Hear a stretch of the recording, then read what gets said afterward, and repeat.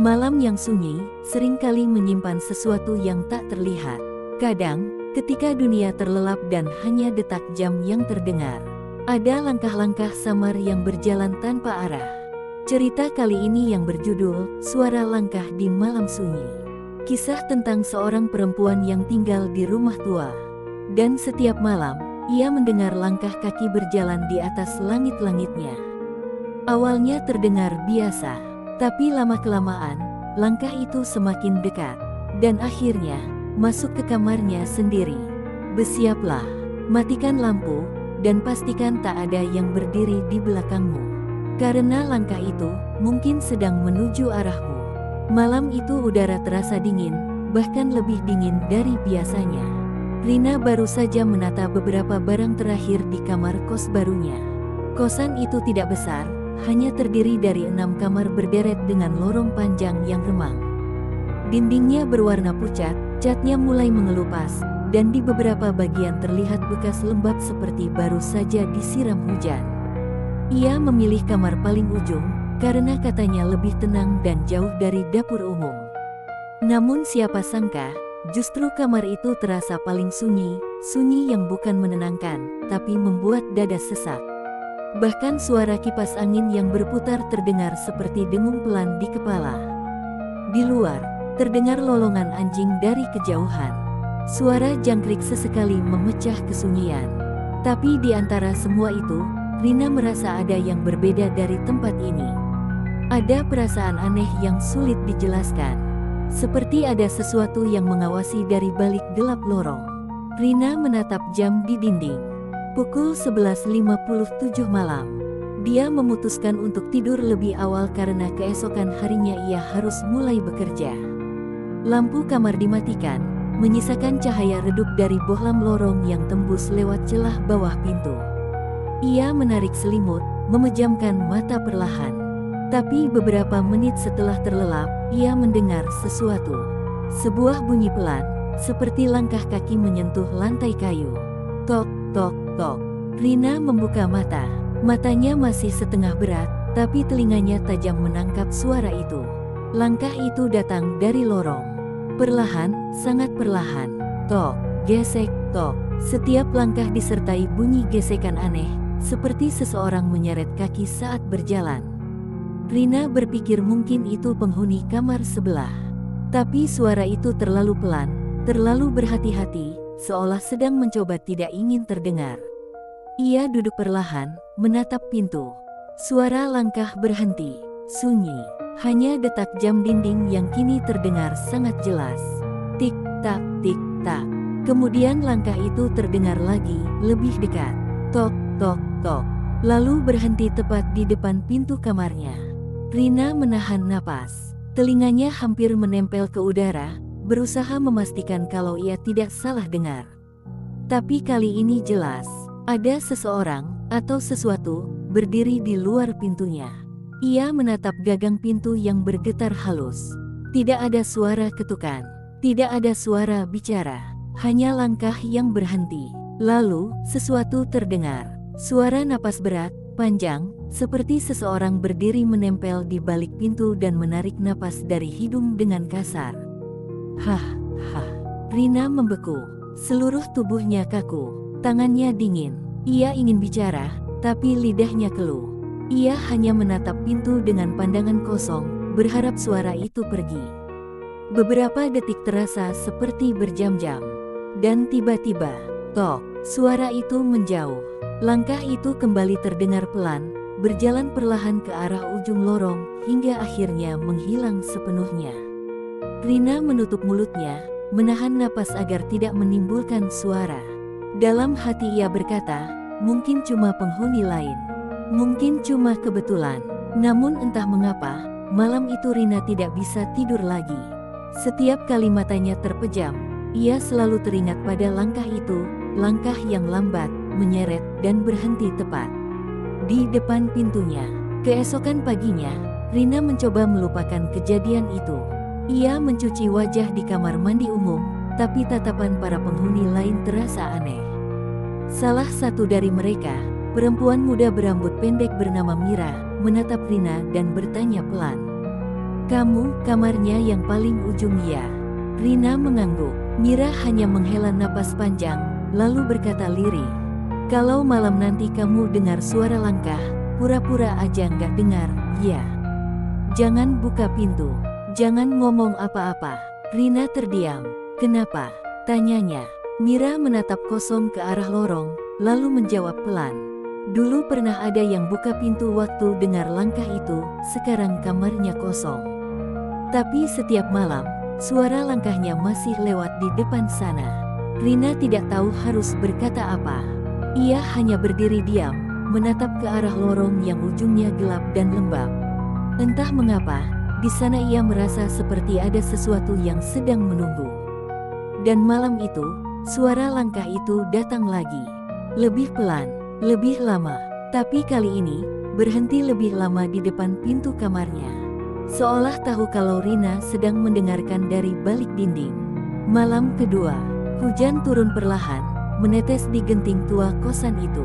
Rina baru saja selesai bekerja. Ia duduk di tepi tempat tidur, menatap kosong ke arah jendela yang berkabut. Lampu kamarnya redup, berwarna kekuningan. Cahaya itu membuat bayangannya sendiri terlihat samar di dinding. Suara rintik hujan awalnya menenangkan, tapi lama-lama justru membuat hati terasa lebih sepi. Lorong di luar kamar gelap total, hanya tersisa satu lampu di ujung yang berkedip-kedip, seperti hampir padam. Rina menyalakan ponselnya, memutar lagu pelan agar tidak terlalu sunyi. Namun baru beberapa menit, suara itu terdengar lagi. Suara yang sama, langkah itu, tok, tok, tok, pelan, teratur.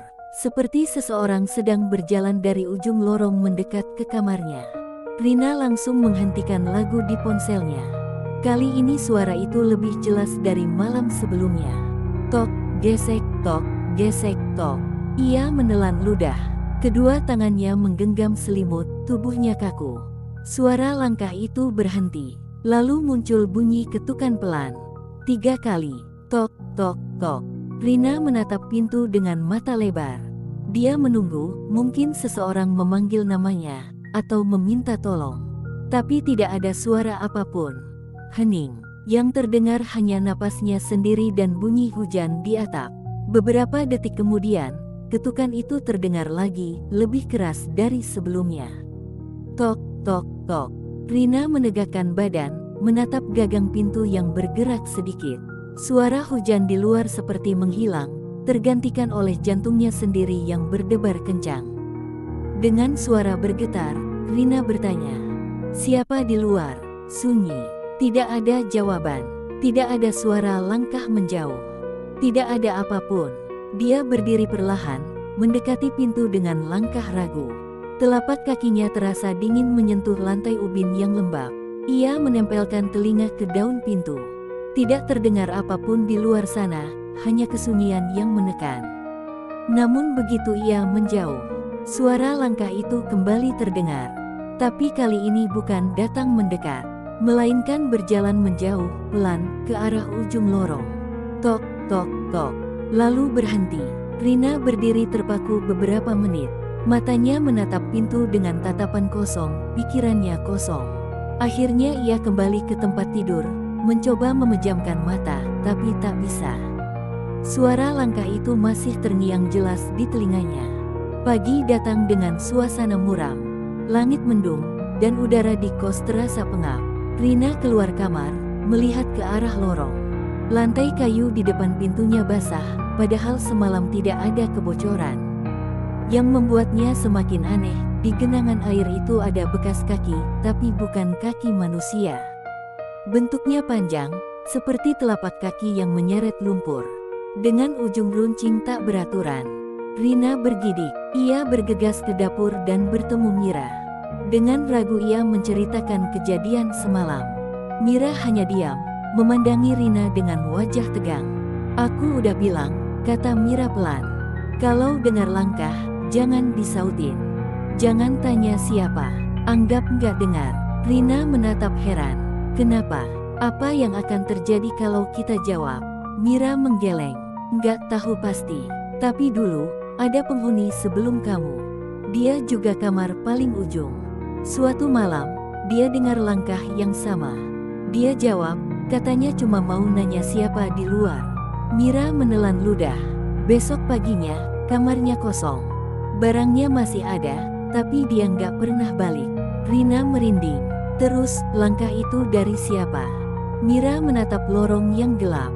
Dari sana terdengar suara pintu salah satu kamar tertutup pelan. Katanya dari orang yang dulu tinggal di kamar itu, jawab Mira hampir berbisik. Orang yang mati sendirian di sana, tapi nggak pernah benar-benar pergi. Malam ketiga datang dengan langit yang gelap tanpa bulan. Rina duduk di lantai, menatap pintu kamarnya yang terkunci rapat. Ia sudah siap, kali ini ia bertekad untuk tidak menanggapi suara apapun. Jam menunjukkan pukul 12.45 malam. Awalnya sepi, namun tiba-tiba, tok, tok, tok. Rina memejamkan mata. Tok, tok, tok. Langkah itu berhenti. Lalu terdengar napas berat lagi, tepat di balik pintu. Hah, hah. Rina menggigit bibirnya agar tidak menjerit. Beberapa detik kemudian, terdengar sesuatu lain, suara kuku menggores pintu. Kerk, kerk, kerk. Pelan tapi jelas. Ia memeluk lututnya, gemetar tanpa suara. Lalu semuanya berhenti mendadak. Tidak ada suara langkah. Tidak ada napas. Tidak ada goresan. Hening. Namun saat pagi tiba, Rina menemukan 3 bekas goresan panjang di pintunya. Goresan itu tidak dalam, tapi cukup jelas, seperti dicakar oleh sesuatu yang tajam dan tinggi. Ia tahu malam itu, langkah itu tidak datang untuk lewat. Langkah itu berhenti karena sudah tahu di mana Rina berada. Hari itu, sejak pagi, Rina tidak bisa fokus. Setiap kali matanya menatap ke arah plafon, ada rasa aneh di dadanya. Seolah-olah sesuatu di atas sana sedang menatap balik ke arah dirinya. Lorong kos tampak biasa saja di siang hari, cerah, ramai oleh langkah penghuni lain. Tapi malam tadi, suara langkah itu kembali terdengar. Dan pagi ini, Rina menyadari sesuatu yang membuat darahnya berdesir. Di langit-langit kamarnya, tepat di atas tempat tidur, ada bekas tapak kaki. Tapak itu tidak seperti jejak debu biasa. Warnanya hitam keabu-abuan, seolah seperti bekas jelaga yang menempel di plafon. Yang lebih aneh, bentuknya terbalik seperti seseorang berjalan di langit-langit. Rina berdiri memandangi bekas itu cukup lama. Ia mencoba berpikir logis, mungkin itu hanya noda lembab atau bayangan dari lampu. Tapi semakin lama diperhatikan, semakin jelas bentuknya. 5 jari, melengkung, dan meninggalkan bekas goresan kecil di ujungnya. Seperti kaki yang menapak kuat dari atas.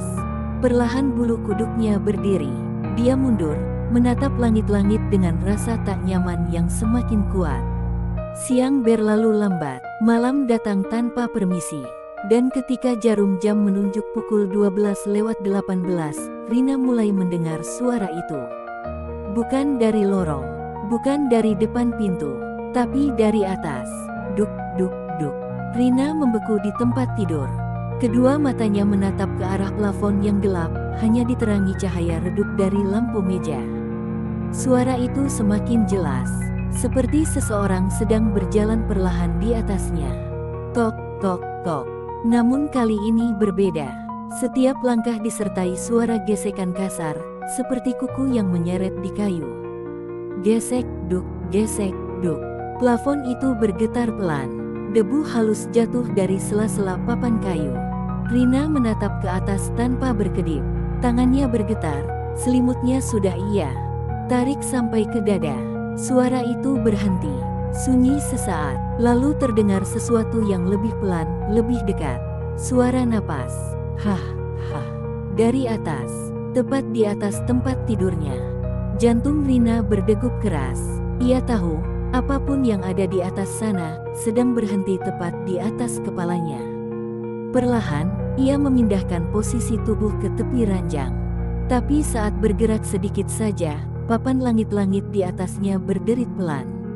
Rina menahan napas. Suara napas itu ikut berhenti.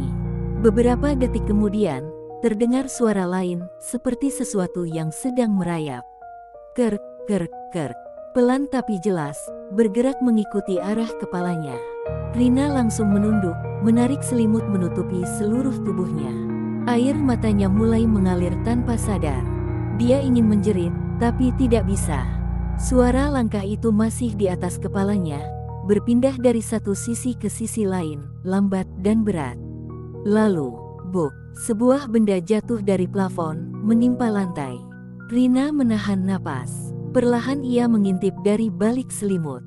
Sebuah paku berkarat tergeletak di lantai, berputar pelan sebelum akhirnya diam. Plafon di atasnya retak kecil. Dari celah itu, menetes cairan hitam. Bukan air, baunya anyir. Bau seperti darah basi. Rina menjerit kecil dan mundur ke sudut kamar, menatap ke arah langit-langit. Retakan itu semakin besar, dan suara langkah kini terdengar di dalam ruang atap, seolah sesuatu sedang berusaha menurunkan tubuhnya pelan-pelan. Gesek, duk, gesek, duk. Rina memejamkan mata. Namun tiba-tiba, sesuatu menetes ke pipinya, dingin dan licin. Ia mengusapnya, dan terdiam. Cairan itu merah gelap, darah. Keesokan paginya, Rina bercerita pada Mira dengan suara gemetar. Mira menatapnya serius. Kalau dari atas, itu tandanya dia udah ngikut, kata Mira pelan. Awalnya cuma lewat depan pintu, tapi kalau udah jalan di atas, berarti dia udah tahu kamu sendirian. Rina merasa seluruh tubuhnya merinding. Dia siapa, Mir? Mira menatap kosong ke arah kamar Rina, lalu berkata lirih. Dulu, katanya ada penghuni yang bunuh diri di situ. Gantung diri, di bawah plafon yang sama. Rina menatap langit-langit kamarnya malam itu dengan perasaan takut yang sulit dijelaskan. Bayangan di sana tampak bergoyang samar, seperti ada sesuatu yang menggantung di balik papan. Dan ketika lampu dimatikan, ia bisa mendengar suara itu lagi. Langkah pelan di langit-langit, berjalan mondar-mandir di atas kepalanya. Lalu berhenti. Setelah itu, terdengar bisikan tipis, hampir seperti desahan dari atas. Aku belum turun malam ini. Rina menutup telinganya, menangis dalam diam. Tapi suara itu terus terdengar sampai pagi, berulang-ulang, dari langit-langit yang retak. Sudah 3 malam berturut-turut Rina tidak tidur dengan tenang. Setiap kali ia mencoba memejamkan mata, suara langkah di atas langit-langit selalu muncul, berpindah dari satu sisi ke sisi lain. Dan kini, setiap pagi ia terbangun dengan rasa sesak di dada, seperti ada seseorang yang duduk menatapnya sepanjang malam. Pagi itu, Rina menatap cermin kecil yang tergantung di dinding kamarnya. Cermin itu sudah ada sejak ia menempati kamar tersebut. Bingkainya usang, warnanya pudar, tapi pantulannya masih jelas. Saat ia hendak mencuci muka, Rina memperhatikan sesuatu yang aneh. Permukaan cermin itu berembun. Padahal udara kamar tidak dingin, dan tidak ada uap air di dalam ruangan. Ia mendekat, dan di permukaan kaca itu, terlihat sesuatu seperti bekas tulisan jari. Tulisan itu samar, tapi jelas membentuk kalimat. Aku belum turun malam ini. Jantung Rina berdegup kencang. Tulisan itu sama persis dengan bisikan yang ia dengar dari langit-langit semalam. Dengan tangan gemetar, ia menyapu embun di cermin itu.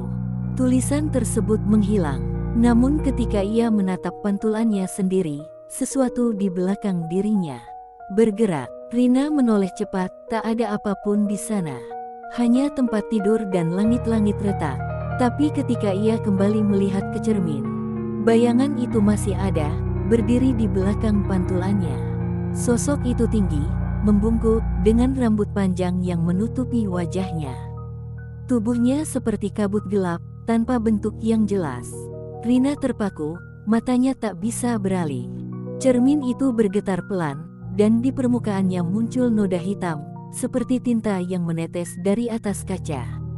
Perlahan, noda itu membentuk 2 lubang hitam menyerupai mata.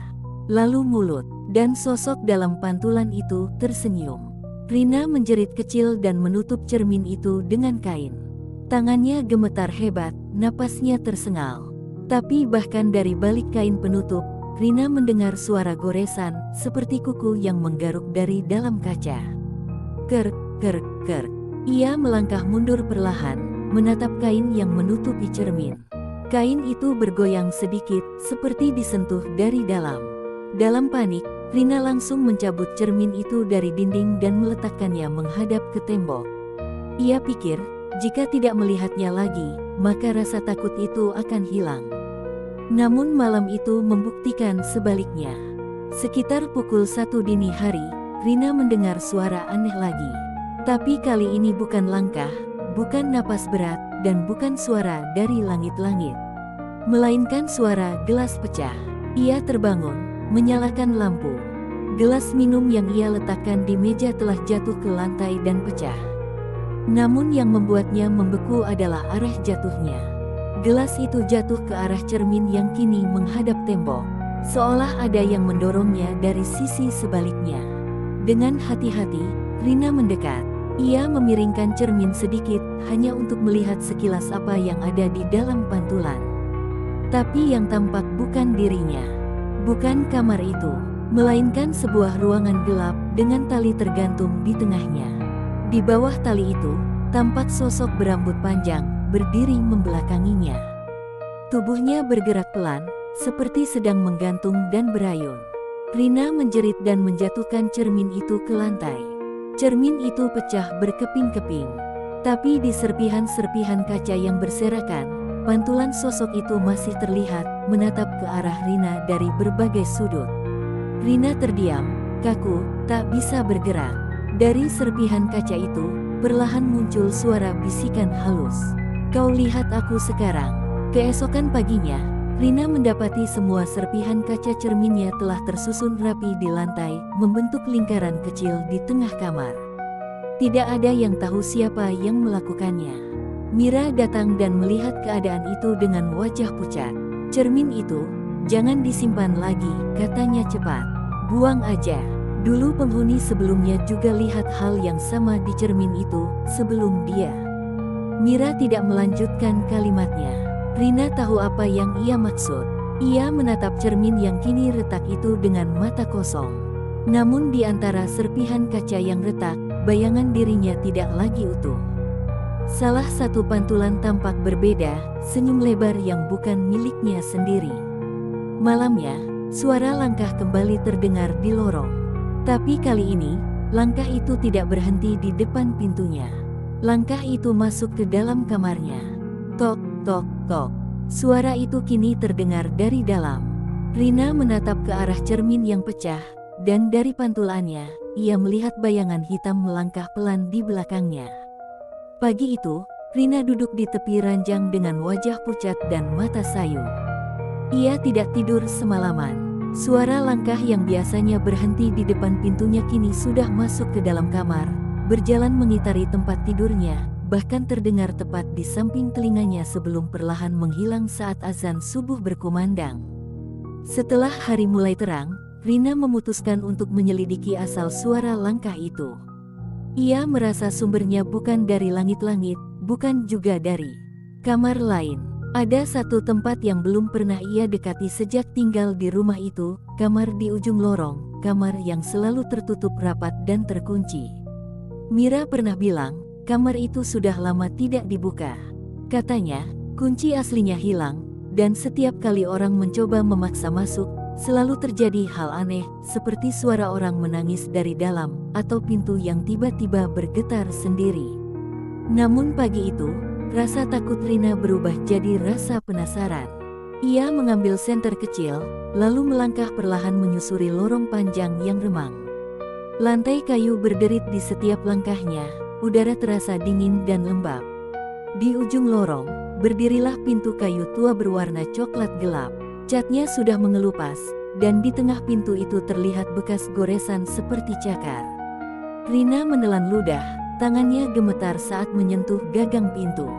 Saat itu, entah kenapa, gagang yang biasanya terkunci rapat, kini bisa diputar. Klik, pintu itu terbuka perlahan, mengeluarkan bunyi seret pelan seperti napas seseorang. Gegerereretetete. Dari celah pintu, udara dingin menyeruak keluar. Rina menyorotkan senter ke dalam. Ruangan itu gelap, berdebu, dan kosong. Namun di lantai terlihat bekas tapak kaki kotor, mengarah ke sudut kamar yang gelap. "Siapa di sana?" Suara Rina bergetar. Tak ada jawaban, hanya dengusan halus, seperti seseorang sedang bernafas pelan di dalam gelap. Rina melangkah masuk. Lantainya lembek di beberapa titik, seperti pernah basah. Ia menyorotkan senter ke dinding, dan di sanalah ia melihatnya. Di dinding itu, terdapat puluhan bekas goresan, membentuk garis vertikal seperti orang yang menghitung hari. 1 garis, 2 garis, 3 garis. Dan di bawahnya, tertulis dengan tulisan tangan yang berantakan. Hari ke-27, dia masih di atas. Rina mundur beberapa langkah. Tulisan itu tampak dibuat dengan sesuatu yang gelap dan kering, seperti darah. Saat senter diarahkan ke langit-langit, Rina terkejut melihat lubang besar tepat di tengah kamar itu. Lubang yang mengarah ke ruang gelap di atas, mungkin ke loteng. Udara dingin terasa semakin kuat keluar dari sana. Dan tiba-tiba, terdengar suara lembut dari lubang itu. "Kau akhirnya datang."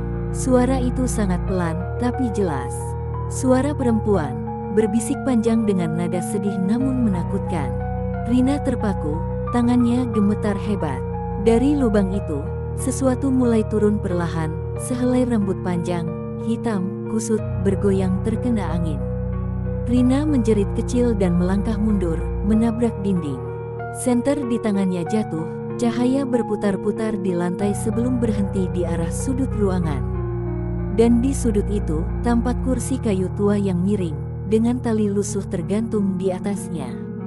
Tepat di bawah tali itu, ada bekas lingkaran hitam di lantai, seperti bekas terbakar. Saat Rina memungut senternya kembali, ia melihat sesuatu terpantul di dinding. Bayangan seseorang yang sedang berdiri di atas kursi itu, lehernya terjerat tali, bergoyang perlahan. Namun saat ia menoleh, kursi itu kosong. Tidak ada siapa-siapa di sana. Rina mulai panik. Ia berlari ke arah pintu, tapi begitu tangannya memegang gagang pintu. Pintu itu tertutup sendiri dengan keras. Brakk. Lampu senter berkedip. Dari seluruh ruangan terdengar langkah kaki, cepat, acak, mengelilingi dirinya. Tok, tok, tok, tok. Suara langkah itu semakin keras, memutari tubuhnya, mendekat, lalu berhenti tepat di belakangnya. Rina tak berani menoleh, namun napas hangat terasa di lehernya. Dan suara itu berbisik pelan. "Sekarang giliranku turun." Udara seketika menjadi berat, senter padam. Hanya ada kegelapan pekat, dan langkah kaki yang perlahan menjauh dari Rina, keluar dari kamar itu, berjalan ke arah lorong, menuju kamar Rina sendiri. Ketika akhirnya Rina berhasil membuka pintu dan berlari keluar, lorong sudah sunyi. Tapi dari kejauhan, ia melihat pintu kamarnya sendiri terbuka sedikit. Lampu di dalam kamar berkedip pelan, seperti menandakan seseorang sudah ada di sana. Rina tak berani mendekat. Ia mundur perlahan, lalu keluar rumah sambil menangis ketakutan. Namun saat menoleh terakhir kali ke arah rumah itu, dari jendela kamarnya tampak bayangan hitam berdiri menatap ke arahnya, dengan kepala miring dan rambut menjuntai panjang. Hari itu, suasana rumah benar-benar hening. Tidak ada suara apapun selain angin yang menembus celah-celah jendela tua. Langit sore mulai berwarna kelabu, awan menggantung rendah seperti menekan atap rumah itu. Rina berdiri di ruang tengah, menatap koper kecil yang telah ia siapkan. Keputusannya sudah bulat, malam ini adalah malam terakhir ia berada di rumah itu. Ia sudah menelepon sopir sewaan yang akan menjemputnya esok pagi. Sisa malam ini, ia hanya ingin bertahan, berdoa agar tidak terjadi apa-apa sampai matahari terbit. Tapi entah mengapa, sejak sore hari suasana rumah terasa berbeda. Udara menjadi sangat dingin, dan setiap kali ia melangkah, lantai seakan bergema seperti ada yang mengikuti dari belakang. Di kamar, lampu berkedip sesekali. Kain putih yang menutupi cermin retak itu kini tampak seperti berkibar pelan, meski jendela tertutup rapat. Rina duduk di tepi ranjang sambil menatap jam dinding. Pukul 11.47 malam. Hujan mulai turun di luar. Rintik air memukul atap rumah, menciptakan suara samar seperti langkah kaki di kejauhan. Rina menutup telinganya, tapi suara itu tetap terdengar. Dan semakin lama, semakin jelas. Tok, tok, tok. Bukan hanya di atap. Sekarang, suara itu terdengar dari lorong. Langkah pelan, berat, berirama, mendekat ke arah kamarnya. Rina menahan napas. Jantungnya berdetak cepat. Ia tahu suara itu, langkah yang sudah menghantuinya selama berminggu-minggu. Kali ini, langkah itu tidak berhenti. Tidak berputar, tidak menghilang. Langkah itu terus maju, sampai akhirnya berhenti tepat di depan pintu kamarnya. Rina menatap pintu itu dengan mata melebar. Gagang pintu bergetar pelan. Seseorang atau sesuatu di luar sana sedang mencoba membukanya. Klik, klik. Pintu itu terbuka sedikit. Celah kecil memperlihatkan kegelapan di luar. Dan dari dalam celah itu, udara dingin menyusup masuk bersama suara nafas berat. Aku sudah turun. Rina menjerit dan mundur ke belakang, menabrak meja. Lampu kamar padam. Dalam gelap, hanya ada suara hujan dan langkah perlahan yang kini memasuki kamar. Rina meraba-raba senter di lantai, menyalakannya dengan tangan gemetar. Begitu cahaya menyala, ia langsung menyorot ke arah pintu. Kosong. Tapi ketika cahaya diarahkan ke cermin yang ditutupi kain, kain itu kini jatuh sendiri ke lantai. Dan di baliknya, terlihat pantulan kamar yang berbeda. Di dalam pantulan, kamar itu tampak rusak, berdarah, dan di tengahnya berdiri seorang wanita berambut panjang, wajahnya tertutup rambut, tubuhnya berlumuran noda hitam. Ia memegang tali yang tergantung dari atas, dan tersenyum ke arah Rina dari dalam pantulan. Kau yang berikutnya. Rina menjerit dan membanting cermin itu, tapi anehnya, cermin itu tidak pecah. Permukaannya justru seperti air, bergetar pelan. Dan dari dalam pantulan itu, tangan hitam perlahan keluar, menembus permukaan kaca, meraih pergelangan tangan Rina dengan kuat. Sentuhannya dingin seperti es. Rina berusaha melepaskan diri, tapi tarikan itu semakin kuat. Tangannya mulai terseret ke dalam pantulan, jari-jarinya lenyap di dalam permukaan kaca yang beriak seperti air tenang. Lepas, lepas, teriaknya putus asa. Tiba-tiba suara langkah itu kembali terdengar, kini bukan satu, tapi banyak. Langkah kaki dari arah lorong, atap, dan lantai bawah, semuanya bergerak menuju kamarnya. Tok tok tok tok, tok tok tok tok, suara itu datang dari segala arah. Dinding kamar mulai bergetar, foto-foto di meja jatuh, tirai menari tanpa angin, dan lampu yang sempat padam kini menyala redup dengan warna kekuningan aneh. Dalam sekejap, Rina melihat bayangan-bayangan hitam bermunculan di cermin, menatap dari balik permukaan yang retak. Mereka semua menatapnya, wajah tanpa mata, tanpa mulut, hanya bentuk hitam yang samar. Tiba-tiba, tali yang tergantung dari langit-langit kamar bergerak sendiri.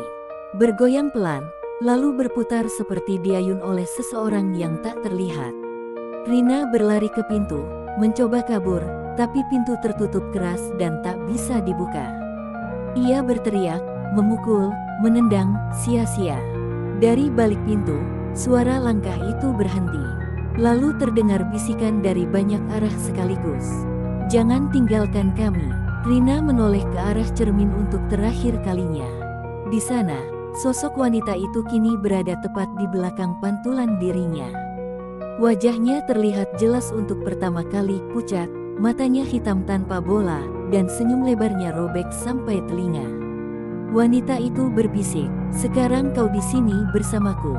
Cermin itu meledak. Cahaya putih menyilaukan memenuhi kamar, lalu semuanya hening. Pagi datang. Mira mengetuk pintu kamar Rina berkali-kali. Tak ada jawaban. Saat pintu akhirnya didobrak, kamar itu kosong. Koper, baju, dan semua barang Rina masih ada. Namun lantai kamar penuh pecahan kaca, tersusun rapi membentuk jejak kaki menuju dinding. Dan di tengah pecahan itu, satu hal membuat Mira hampir pingsan. Di permukaan cermin yang pecah, terlihat pantulan Rina sedang berdiri di belakangnya, menatap dengan senyum datar. Sudah 3 minggu sejak Rina menghilang. Rumah itu kini benar-benar kosong. Pintu dan jendela dibiarkan terkunci, tirai tertutup rapat, dan debu mulai menumpuk di setiap sudut. Tak ada satupun yang berani masuk, kecuali Mira.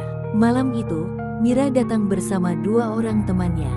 Ia masih merasa bersalah, merasa kalau dirinya seharusnya memperingatkan Rina lebih awal tentang rumah itu. Namun rasa penasaran lebih kuat dari rasa takut. Ia ingin tahu apa yang sebenarnya terjadi. Mereka masuk saat matahari hampir tenggelam. Udara di dalam rumah lembab, bau apek bercampur dengan aroma logam yang aneh. Lampu lorong berkelap-kelip, mengeluarkan suara tik-tik-tik dari kabelnya. Setiap langkah mereka menggema pelan. Rumah ini kayak hidup, bisik salah satu temannya. Mira hanya mengangguk pelan. Ia tahu betul rumah ini memang hidup, atau mungkin dihidupi oleh sesuatu yang lain. Mereka menyalakan senter dan menuju kamar Rina. Begitu pintu dibuka, hawa dingin langsung menyergap.